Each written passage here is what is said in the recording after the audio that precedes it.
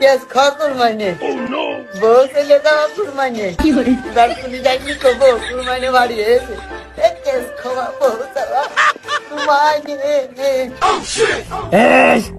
এইসব কথা কথি হয় না। পুলিশ আসলি কবি কুরবাইনে বাড়ি নেই। পুলিশ আসলে কবো না মানে তুমি বিশাল ইজ্জত, আমি কি মিথ্যা কথা কবো না? পুলিশ আমার মিষ্টি কিনা দিচ্ছে এসে। এই তোর মিষ্টি কিনা আগে হইলো না আমি কুরবাইনে গ্রামে আছি এইটা ভালো হইলো? তুই পাগল মানুষ, তো যেটা শিখিয়ে দেবো তুই সেইটা কবি। কবি তো কুরবাইনে বাড়ি নেই।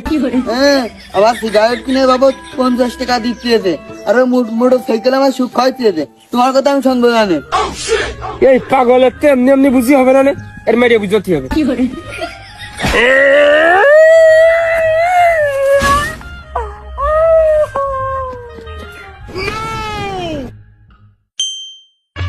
শরীর কেমন ভারী ভারী বয়স আমার কুড়ি পাওনা জেনে শটটা মারলে জায়গা দূরি।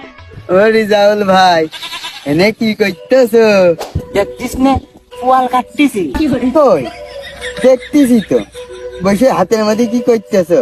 হ্যাঁ, কাজের কাজটাই তো করতেছি। তুই যেহেতু বুঝে ফেলেছিস, দুটান মারলে পাশে এসে বয়। বিড়ি দে, খাবো না কে? আমার কাছে দে। মানুষ খুইয়ে লাভ নেই, তোর মতো পাগল ছাগল খুইয়ে লাভ আছে। কে ভাই?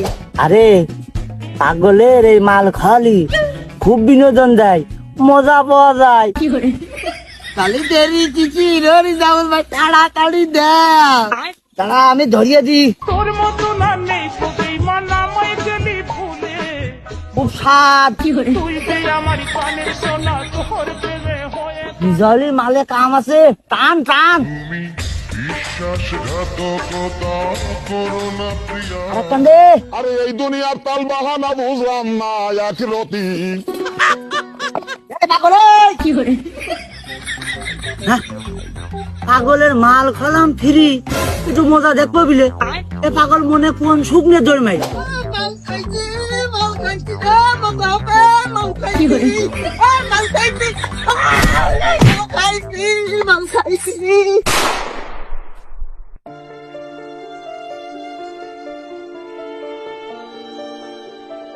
চাচা, এই যে চুন দিয়ে দিয়েছি আর ওই কচুর রস দিয়ে দিয়েছি, নাকের ব্যথা মরে যাবে না, ঠিক যাবে না। আর ওই সাদা করে দিলাম কারণ ওই লাল যদি লাল করে দিতাম তাহলে বিভিন্ন জিনিসপত্র তোমার ওই নাকের উপরে আকর্ষণ পেতো, তাহলে নাকটা একবারে বাদ পড়ে যেত। তাহলে আমি গেলাম, ঠিক যাবে না, তুমি আস্তে আস্তে বাড়ি চলে যাও।